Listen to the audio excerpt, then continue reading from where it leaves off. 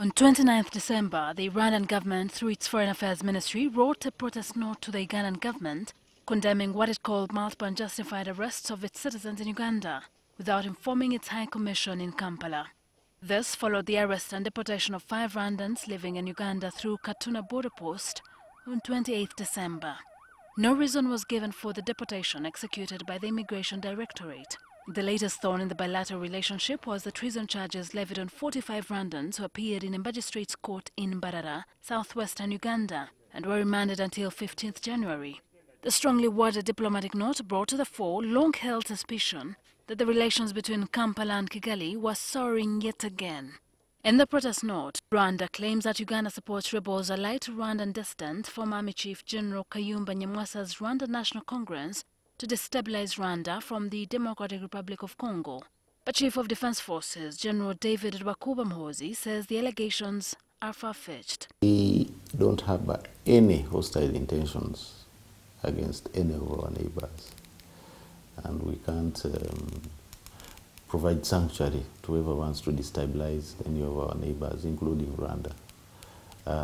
If there are any claims to that effect, there are channels, official, of how to go about it, to verify and to come to an amicable understanding. According to the Rwandan government, the discomfort stems from the injustices meted out against their citizens doing legitimate business in Uganda. From the late 1990s, Rwanda and Uganda have lived through bouts of tension that seem to be resolved only for the relations to sour again. So what could be the cause of the new tensions? Former Makerere University senior researcher Dr. Frederick Goloba Mutebi says the rift stems from what Rwanda perceives as bad faith from Uganda on joint regional projects where Uganda seems to be veering away from Rwanda in favor of South Sudan. For starters, there is the issue of the railway. I think it had been agreed that the railway from Mombasa through Uganda would be built onto Kigali, but it seems like Uganda made a decision without necessarily informing or consulting Rwanda that they would build the line to Juba first. And I think that the issue is probably not so much what Uganda decided, but having decided and not informed the concerned partner. Uganda reportedly promised to supply electricity to Rwanda through Milama Hills, but this never came to pass. There is a power line that was supposed to be built to Rwanda, and I think that this is the line through which Ethiopia was supposed to export electricity to the East African community, and that has also been delayed for reasons that are not obvious to Rwanda. And others, at least those are the two main ones that I know. So there is seemingly a certain feeling on the part of Rwanda that Uganda has been acting in bad faith because it hasn't explained why these decisions were made. Rwanda also claims that Uganda's recent alleged forays into eastern DR Congo in search of the allied Democratic Front rebels is a guise to arm Rwandan dissident Kayumba Nyamwasa's rebel group. General Nyamwasa fell out with Rwanda's President Paul Kagame and lives in exile in South Africa. Uganda denies these allegations. Goloba, who spoke to NTV via Skype from the Rwandan capital Kigali, says the recent spate of arrests reflects long-standing differences between the two countries.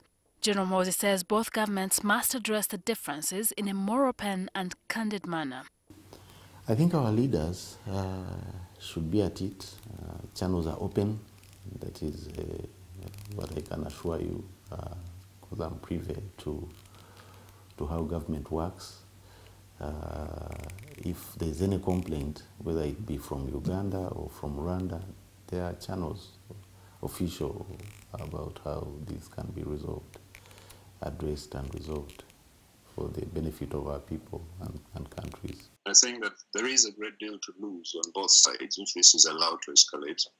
So I would err on the side of saying that there must be behind-the-scenes efforts to try and resolve this before it gets out of hand.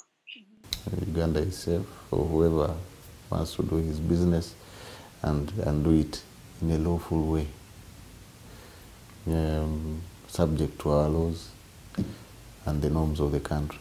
Uganda's relationship with Rwanda stretches back to the early 1980s when then rebel leader, now President Yoweri Museveni, And Rwanda's leader Paul Kagame took part in the liberation struggle in Uganda. In 1990, the Rwandans returned home, with Kagame among the leaders whose group later deposed then Rwandan President Juvenal Habyarimana in 1994 after a 4-year struggle. Shouldn't watch today. NTV.